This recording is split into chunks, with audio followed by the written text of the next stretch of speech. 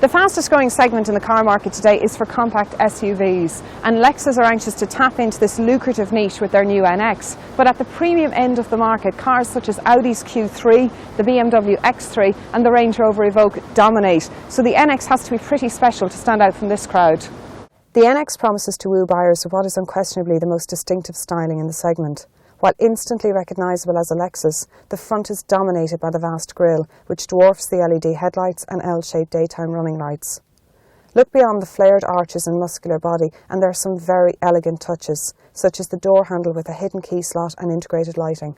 Inside this aggressive-looking NX is a beautiful minimalist cabin with a range of new features that make it stand out from the Lexus range.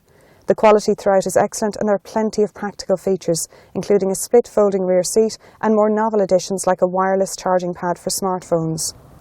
With a lower than expected seating position, this only adds to the feeling of space throughout, and there is decent head and leg room for front and rear passengers. And despite the sloping roofline, it's also spacious and has, according to Lexus, the best luggage load length in its segment.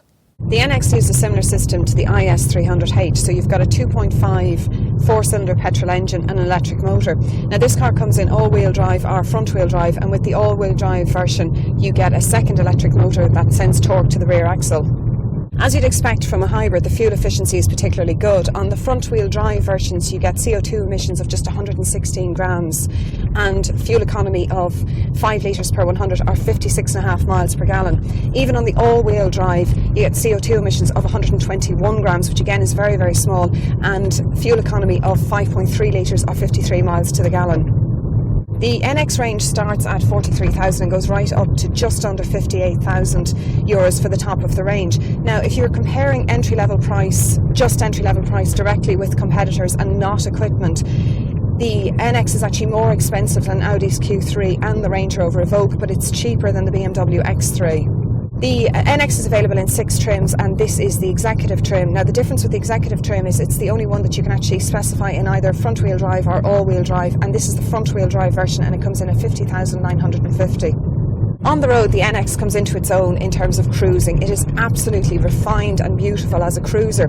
It doesn't however have the driving dynamics of something like the X3 or the Range Rover Evoque, but it is responsive at bends, it's very easy to drive and the steering is nicely weighted. The biggest downside of this car is the CVT gearbox. It is very noisy when accelerating, even when you're not accelerating particularly harshly, and overtaking it's almost whiny and drony. In this very competitive niche, Lexus have produced a blend of comfort and luxury that will appeal to a wide market. With the NX, Lexus may not have put the sport back into sport utility vehicle and keen drivers may look elsewhere, but the NX is better equipped and more efficient than many of its rivals and provides a compelling choice for buyers who want to step into a premium brand. Geraldine Herbert for Independent.ie.